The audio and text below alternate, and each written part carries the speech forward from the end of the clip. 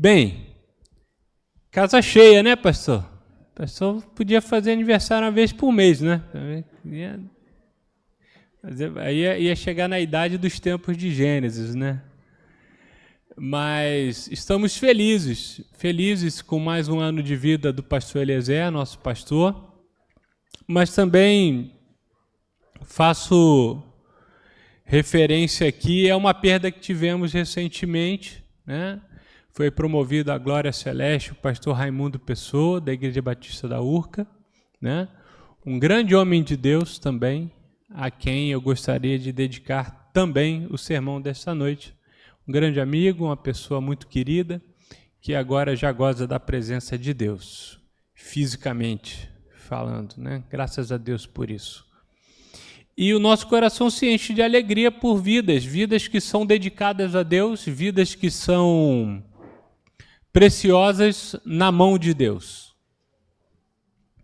E quando o escritor e cronista Luiz Fernando Veríssimo completou 65 anos, a família reuniu uma festa e perguntou: o que o senhor gostaria de estar fazendo? Ele, para falar a verdade, eu gostaria de estar fazendo 20 anos. Mas são 65. Mas para quem vive bem, 65 anos são bênçãos recolhidas e ainda bênçãos por vir.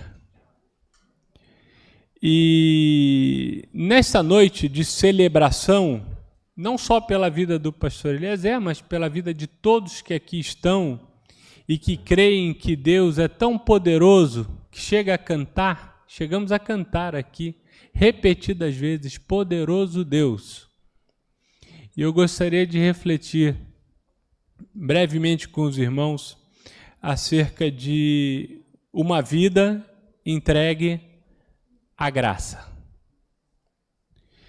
E essa vida pode ser a vida dos saudosos que por aqui esta terra já passaram, pode ser a vida do pastor Eliezer que está conosco aqui abrilhantando esta igreja com a sua vida, com o seu trabalho, ou pode ser a vida de cada um aqui que, quando entregue à graça de Deus, ele opera maravilhas por meio de nós. E para isso, eu gostaria de ler com os irmãos o versículo 24 do capítulo 20 do livro de Atos dos Apóstolos. Atos 20, 24. Um versículo interessante, uma sentença muito bonita e que traz um contexto muito apropriado para esta noite. Palavras do apóstolo Paulo. Também um homem de Deus, também um homem que entregou a sua vida à graça de Jesus e por isso foi transformado e transformou muitas vidas. A propósito, Paulo transformou até mesmo as nossas vidas. Deus transforma as nossas vidas através da vida do apóstolo Paulo. Uma vez eu fiz um curso sobre a teologia do apóstolo Paulo, ministrado por um homem não religioso. Não era um curso de religiosidade, era um curso de história. E aquele homem, doutor em história por uma universidade na Alemanha, enfim, não era um enfoque religioso.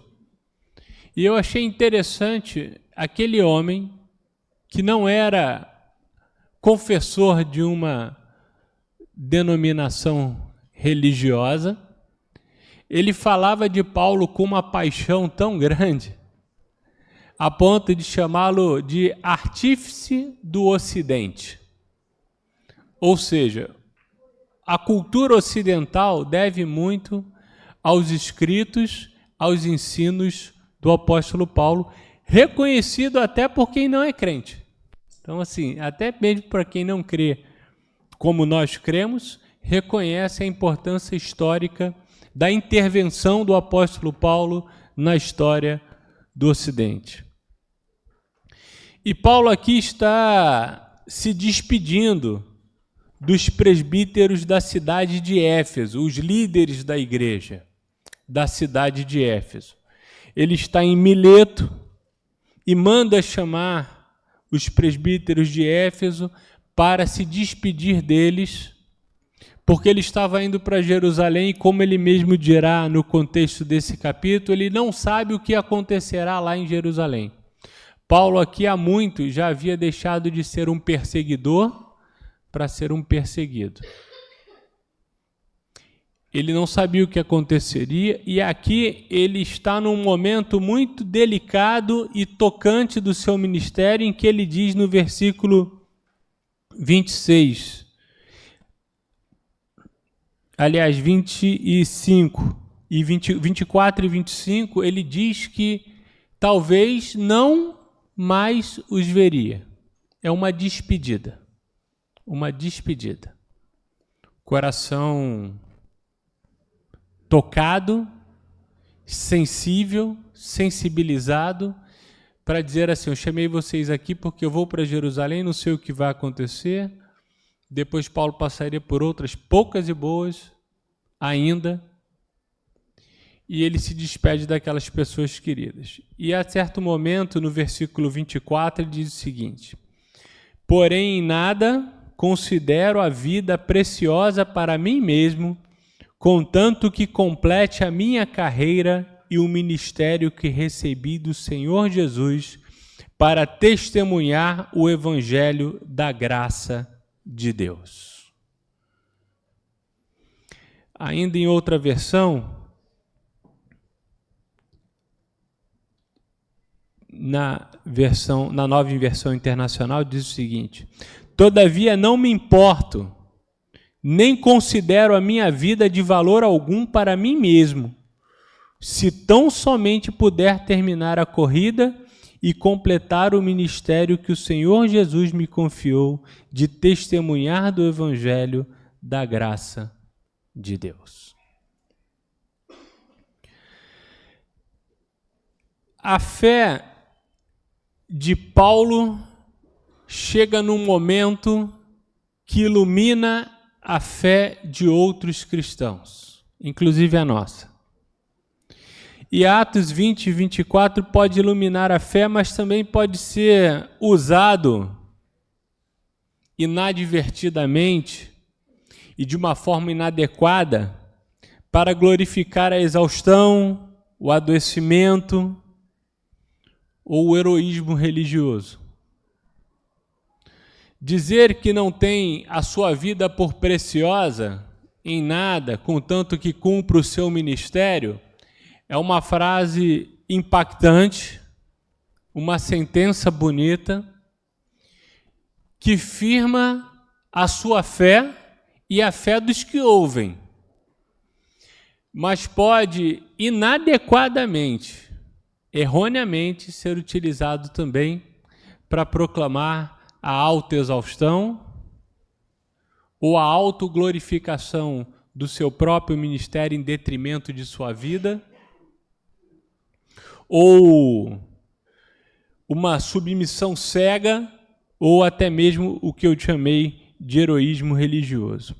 Perceba, meus irmãos, que o apóstolo Paulo não despreza a vida, ele recusa transformar a sua vida numa propriedade absoluta, protegida a qualquer custo.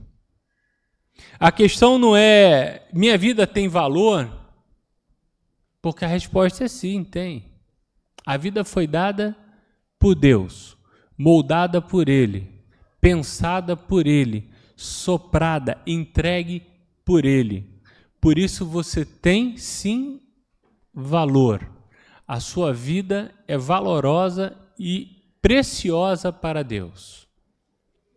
A questão é: para quem ela é valiosa e para que ela existe? A questão que Paulo busca aqui é o propósito de sua vida e não o valor da vida em si, como se a ele pertencesse. Paulo chega num nível de despojamento e de fé exercitada a ponto de dizer: o que deveria ser meu, aquilo que as pessoas julgam ser o mais importante para si, que é a vida, a minha pertence ao meu Jesus. Esse nível de desprendimento, esse nível de consciência e de autoconsciência da fala de Paulo é uma declaração de liberdade, livre do medo que paralisa, da necessidade de controle, da obsessão por preservar o próprio ego.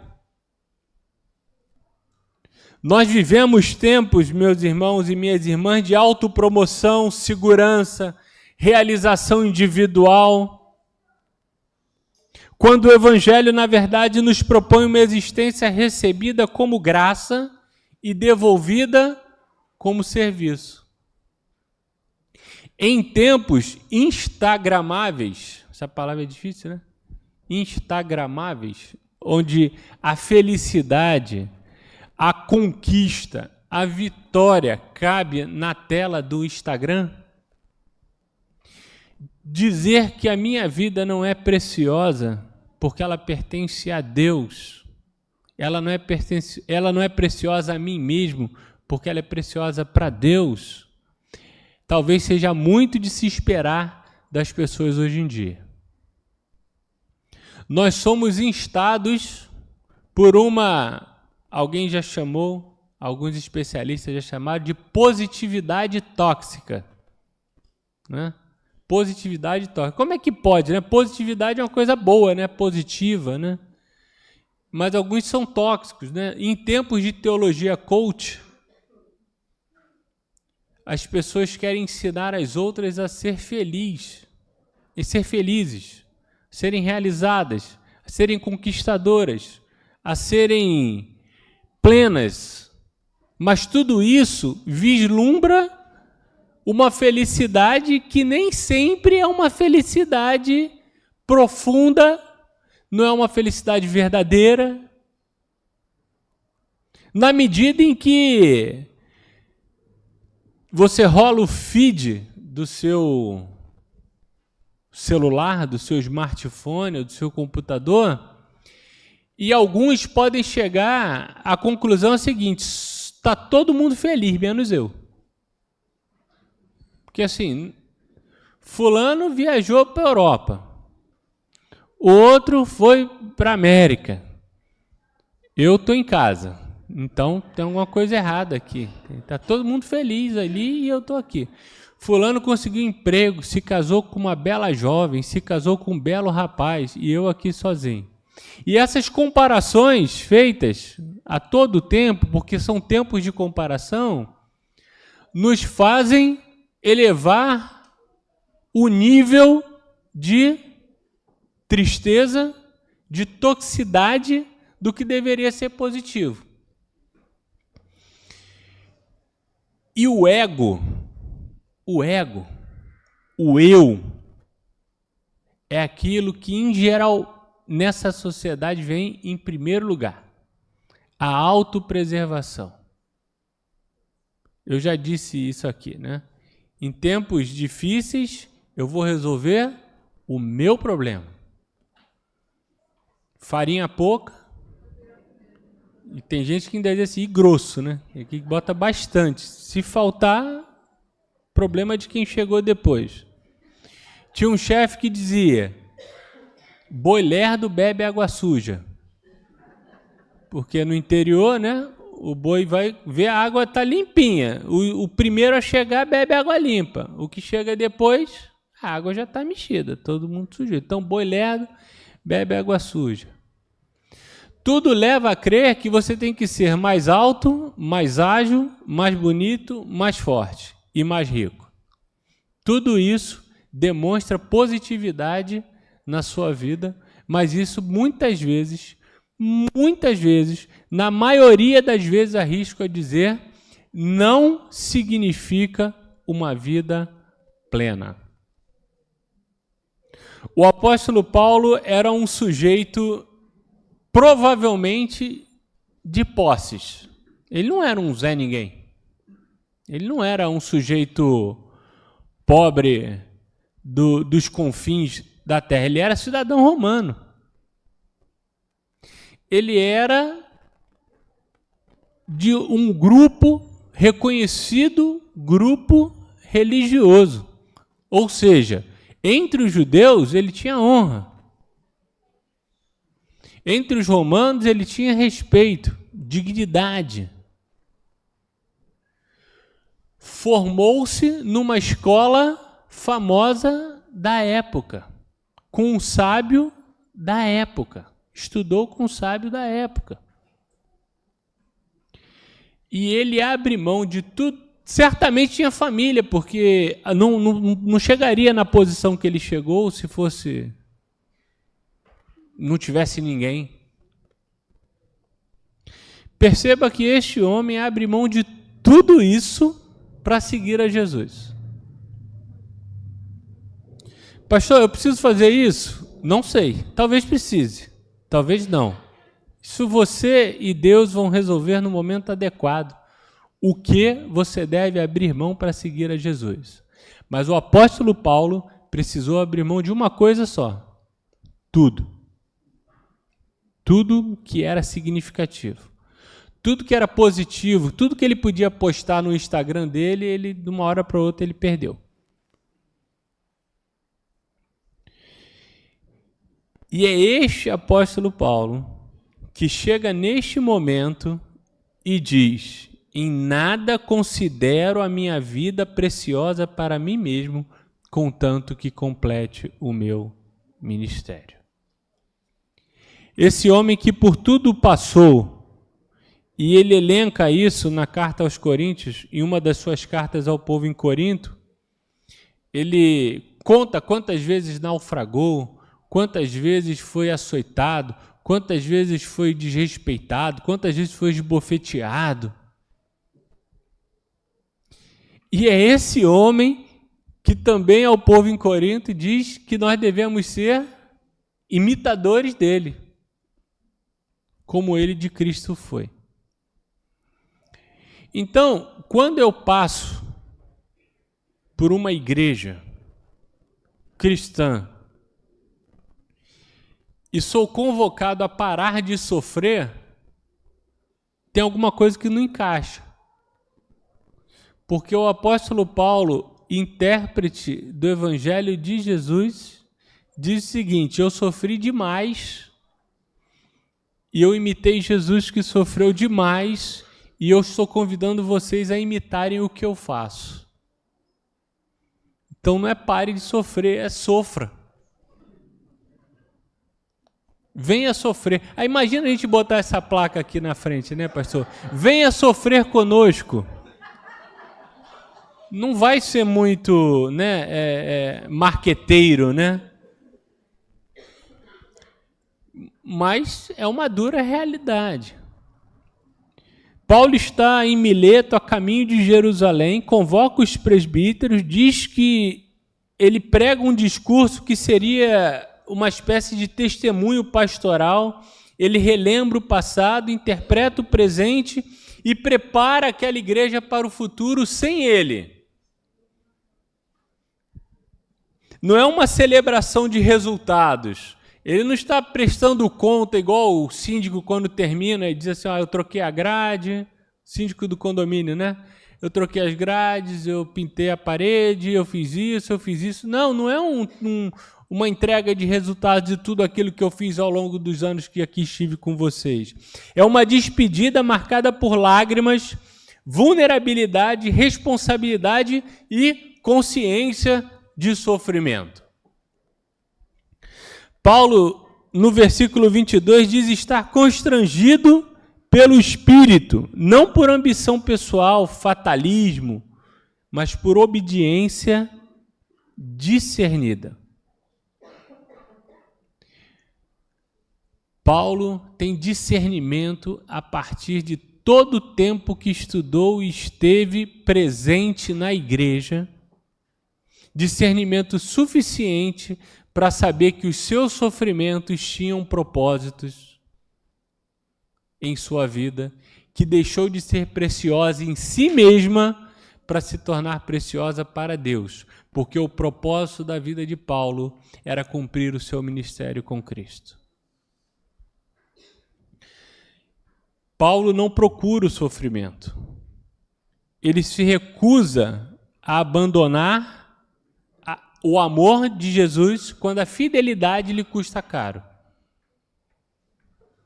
Ele não é um masoquista, sabe? Eu vou me entregar aqui porque eu vou pregar ali porque eu sei que vão me esbofetear, vão me perseguir. Não se trata disso. Ele não tem alegria e prazer no sofrimento que recebe. Mas nos momentos em que o seu amor a Jesus era provado, ele estava disposto a sofrer. Ele estava disposto a sofrer. Uma vida que deixou de ser o centro das atenções e deixou de ser o centro para si mesmo, uma vida egoísta.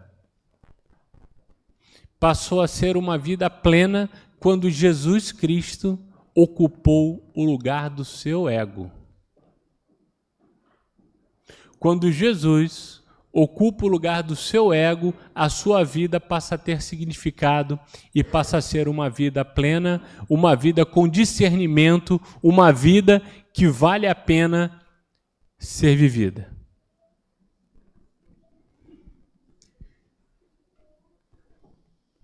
A confissão de Paulo é de descentralização do próprio eu. O eu, ele continua existindo. Não é uma autonegação da existência. Não é abrir mão da vida. Viver, meus irmãos, é muito bom. Eu, pelo menos, gosto muito. Né? Alguém disse, eu também. É bom demais. Chegar aos 60, 65, 80, 100 anos, maravilha, principalmente quando isso é de uma vida plena, cheia de paz, alegria, familiares, felicidade, tudo isso é muito bom. Deus se alegra disso, fica feliz com você.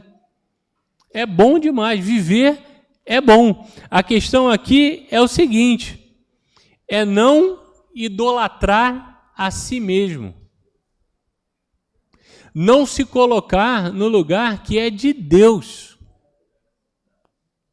Não se colocar numa situação como se tudo fosse sobre você. Como se tudo fosse sobre você. Porque hoje, em dia, onde todo mundo é especial, ninguém é. Né?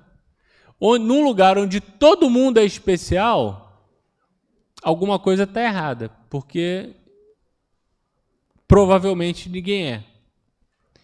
E essa questão de ser especial, de ser o primeiro, de ser o mais forte, o mais alto, o mais rico, o mais bonito, o mais bem apessoado, o mais realizado, pode te levar para um lugar muito ruim. Sabe qual é esse lugar?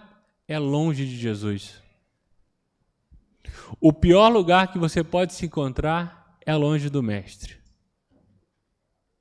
Então aprendamos com o apóstolo Paulo a viver uma vida plena, a receber a vida como dom e devolvê-la como serviço.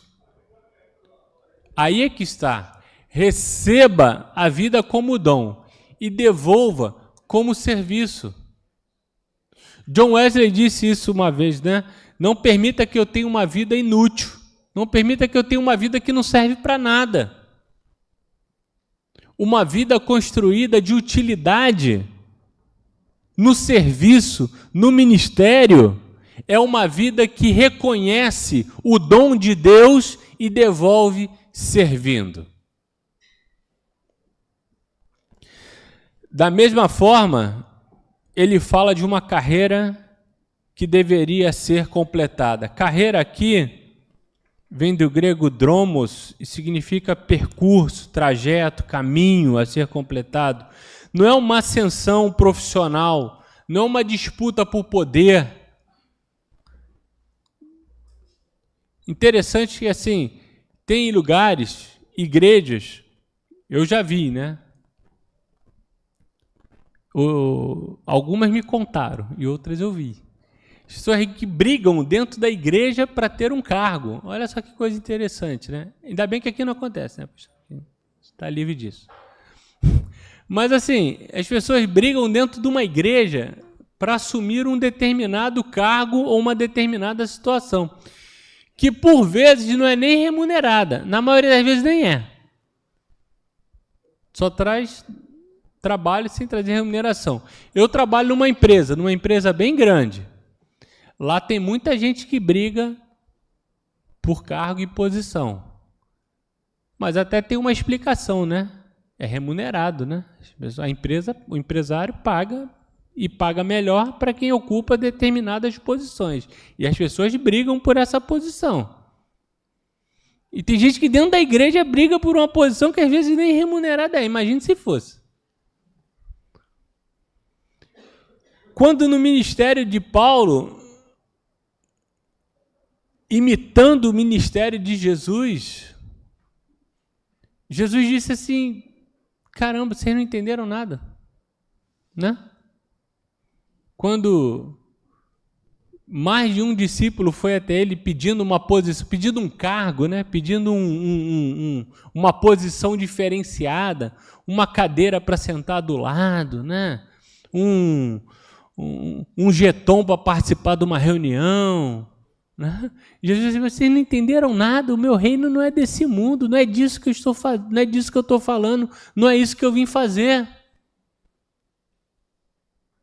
Paulo compreendeu isso e Paulo ensina isso aos presbíteros, aos líderes, aos pastores de Éfeso, nesse momento de despedida, e diz que a sua carreira era um percurso a ser completo e não um cargo a ser auferido. A vocação cristã não é corrida contra pessoas. Ninguém precisa diminuir para que eu seja mais fiel do que o outro. Entenda isso. A corrida cristã, o ministério cristão, não é contra o outro, é contra você mesmo. É você contra si mesmo, contra o seu eu, contra o seu ego, contra a sua vontade de fazer o que você quer, quando na verdade você deveria cada dia mais fazer o que Jesus quer, porque é o melhor para você e para mim. Nós cremos nisso, por isso nos convertemos a Ele. Pastor, não é fácil. Não é fácil. Por isso, Paulo compara a uma corrida que eu não diria sem errar, às vezes é uma corrida de obstáculos. Sabe aquela que você vai correndo e tem que, além de correr, você ainda tem que pular o obstáculo? Essa é a corrida que Paulo está comparando à sua carreira. Talvez você precise pular mais obstáculos do que outros. Talvez outros sigam uma carreira, uma corrida, um percurso mais tranquilo. Mas não olha para o lado, para o percurso do outro que é mais tranquilo, ou que tem mais obstáculos que o seu. Olhe para frente, porque se olhar para o lado, você vai tropeçar no obstáculo que está ali na sua frente. Deixa ele correr o caminho dele, corra o seu caminho. Porque tudo isso que Paulo diz, ele está querendo completar o seu ministério. E ele termina o verso dizendo do que se trata isso. Ele fala em testemunhar do Evangelho da graça de Deus. Isso é o que eu tenho para fazer. Quem sabe o que tem para fazer não se distrai com a vida alheia. Quem sabe o que tem para fazer não se distrai com a vida alheia. E eu não estou falando de ajudar, estou falando de fofoca mesmo, tá?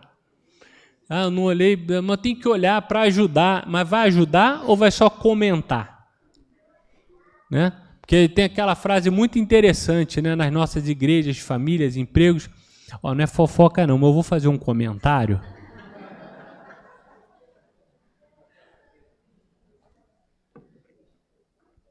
Como também quem não sabe o que procura, não encontra quando acha. Verdade é essa. Tem um propósito de vida. Paulo sabia o que ele tinha para fazer. A vida dele, o ministério era testemunhar do evangelho da graça de Deus. Para isso eu fui convocado. E eu não posso perder tempo com outra coisa a não ser isso. Isso se chama foco, se chama visão de ministério e não serve só para pastores e líderes. Serve para cada um de nós. Para que você foi convocado, chamado, inspirado a fazer?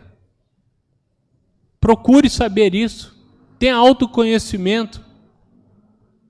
E saiba que você não é mais precioso para si mesmo do que o próprio Jesus que habita em você a partir do momento que você se torna discípulo dele. Não é evangelho de mérito, de superioridade moral, de prosperidade, de medo ou de dominação religiosa. O conteúdo é o evangelho da graça de Deus.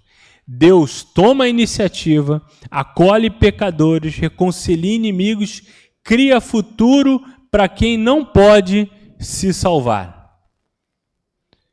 Isso é o que a graça faz. Confronta o pecado, humilha o pecador e o restaura para a glória de Deus. É isso que o Evangelho faz. E o que isso exige de nós? O que isso exigiu ao longo de 65 anos do pastor Eliezer, dos quais algumas décadas dedicadas a esta casa, ao ministério desta casa. O que isso exige dele, o que isso exige de mim, o que isso exige de nós? Exige de nós o seguinte: primeiro, sair da autopreservação para a disponibilidade. Ao invés de você ficar se autopreservando, se guardando, passa a ser mais disponível. Diga mais sim do que não. Quando lhe convocarem a ajudar, a ter presteza, seja disponível, haja com liberalidade, seja generoso com os seus bens, com o seu tempo, com a sua atenção. Hoje, talvez, o que a gente tem de mais caro é a atenção, sabia? O que a gente tem de mais caro é a atenção. Sabe o que eu acho que a gente tem de mais caro e mais precioso é a atenção? Porque o mundo inteiro está gastando bilhões de dólares para ter a sua atenção. Antes era na TV, hoje é na Smart TV, aquela que você vê o que você quer na hora que você quer. Ou no seu celular, no seu smartphone, aí na sua mão. E é tanta coisa ao mesmo tempo que você fica... Tem vários grupos de todos os tipos querendo a sua atenção. E no momento em que você se torna disponível e a sua atenção é presa, pronto, sucesso de quem conseguiu. Sucesso de quem conseguiu. Então, quando a próxima vez que você estiver com alguém, esteja, dê atenção. Principalmente se você diz que ama essa pessoa. E dentre elas está Jesus, aquele que você diz que ama. Dê atenção a ele, mas atenção plena, de verdade. Entregue-se. Seja disponível. Segundo lugar, do desempenho à fidelidade. Religião do desempenho produz comparação, ansiedade, exaustão. Sabe aquela coisa de quase competindo? Qual é a igreja que cresce mais? Qual a igreja que coloca mais pessoas dentro de um culto à noite? Qual é o pastor que, ao pregar, mais pessoas manifestam ali o interesse em se congregar, viu que eu não falei nem converter, né? Se congregar naquela igreja. Essa competição não é saudável, não é bíblica, não é cristã. Temos que sair dessa lógica do desempenho para a lógica da fidelidade. Terceiro lugar, da posse para o serviço. Conhecimento, influência, recursos, experiência, autoridade, dons podem e devem ser usados para controlar ou para servir. Para que você tem usado os seus dons? A sua inteligência, os seus bens, para controlar pessoas ou para servir? Porque o evangelho de Cristo é um evangelho de serviço, de entrega, de disponibilidade. E em quarto, precisamos testemunhar. A igreja não foi chamada para controlar o mundo. Não foi. Nós fomos chamados para testemunhar de Jesus no mundo. E o preço disso, às vezes, é um preço altíssimo. Nós temos a vantagem de viver aqui no Ocidente, em lugares muito mais confortáveis, como esse belo templo que estamos construindo há alguns anos. Festa da obra, né, pastor? Parece obra de igreja, né? Mas tem lugar que não está nada aprazível para quem segue a Jesus. Não está nada fácil para quem serve a Jesus. Como eu disse, alguns correm uma corrida cheia de obstáculos, outras com menos obstáculos. Fato é que o contexto de Atos 20 dirige uma palavra de Paulo para nós, dizendo o seguinte: nossa vida é um dom, carreira é serviço, a mensagem é graça. E o poder da igreja é testemunho. É testemunho. E por fim, Paulo está falando aqui a nós ainda hoje, certamente eu creio nisso, e também, só que falou especificamente para líderes de igreja, para presbíteros, para líderes de igreja. E ele diz no versículo 28, cuidem de vocês mesmos e de todo o rebanho. Que interessante, cuidem de vocês e de todo o rebanho. Liderança sem autoexame torna-se perigosa. Perigosa. Sabe aquela máxima do avião? Quem já voou aqui de avião? Aí no início, o que eles falam? Que vai, se no caso de despressurização, máscaras de oxigênio cairão automaticamente. Puxe a cordinha, eu sei porque eu viajar toda semana, vocês sabem disso, né? Puxe, já decorei, puxe a cordinha para liberar o ar. Mas se tiver alguém do seu lado que precisa de ajuda, faça o quê? Primeiro coloque o seu, depois ajude o outro. Eu assim, pastor, mas o senhor falou de egoísmo. Isso não é egoísmo? Não, é porque se você morrer, não consegue ajudar o outro. Se você não conseguir respirar, não vai ajudar o outro. E Paulo está dizendo isso para os líderes da igreja, assim, cuidem-se, cuidem de si, cuidem de suas famílias.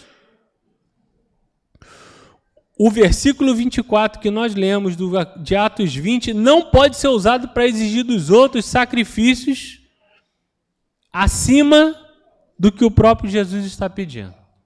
Do tipo, a sua vida não é preciosa, então venha, faça isso ou faça aquilo. Ao mesmo tempo, nós não podemos romantizar o sofrimento ministerial, adoecimento, negligência familiar, disponibilidade total, não são medalhas a serem ostentadas.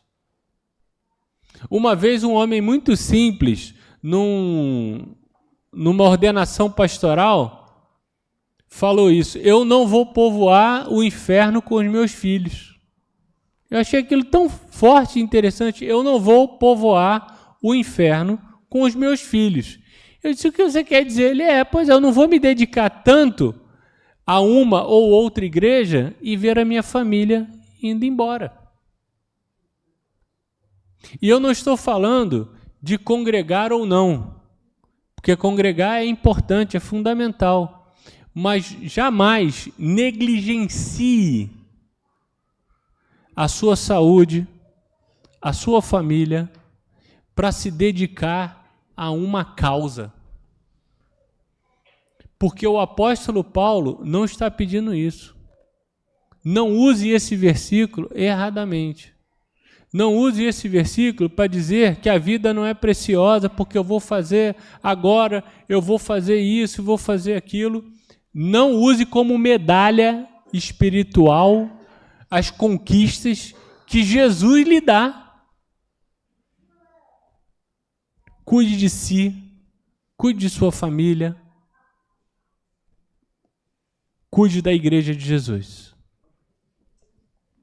E por fim, agora sim para terminar, hein? É que o culto começou mais cedo. Eu acho que é porque ia ter alguma coisa depois, agora não vai ter mais. Então, brincadeira, vai ter sim. Em nada considero a vida preciosa para mim mesmo. A vida vale demais para ser reduzida ao medo, à autopreservação e ao ego. Contanto que complete a minha carreira. Vamos discernir o nosso percurso. Corra a sua corrida. Não fica tomando conta da quantidade de obstáculos que o teu irmão tem que pular e você não. Tome conta da sua carreira. Preserve-se.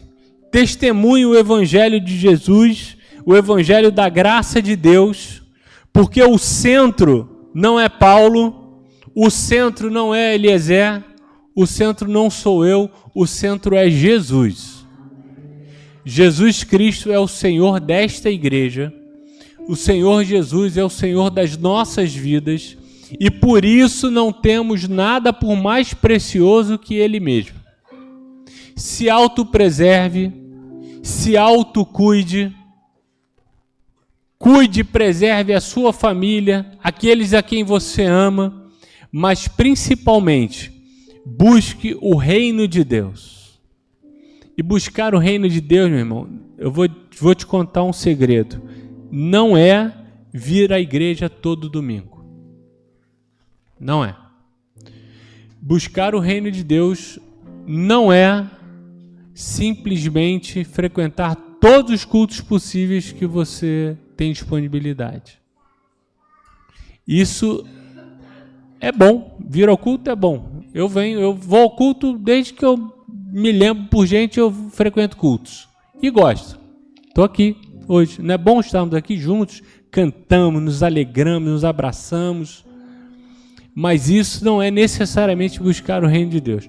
Buscar o reino de Deus é fazer do Evangelho a realidade na sua vida. A realidade do Evangelho na sua vida. E por meio da sua vida, as pessoas enxergarem a realidade do Evangelho hoje. Não é só dizer assim: meu irmão, meu amigo, quero tanto te ver no céu. Eu também quero ver você, ver um monte de gente no céu. Tem um monte de gente que eu gostaria de correr para abraçar quando eu chegar no céu. Mas não é só isso, meu irmão. É de agora. Começa agora. O reino de Deus está suscetível a nós. Está em nosso alcance por meio de Jesus Cristo, o nosso Senhor. Que Ele abençoe a vida do nosso pastor. Que o Senhor Jesus brilhe por meio dele e que brilhe por meio de nós, nesta igreja, o quanto tempo aqui ainda for necessário. Haverá um tempo que não será mais necessário. Esses ministérios cessarão. Mas enquanto isso não acontece, sejamos diligentes e fiéis. Não é fácil. Não é fácil, mas vamos exercitar dia após dia, a começar em mim, a começar de hoje. Amém.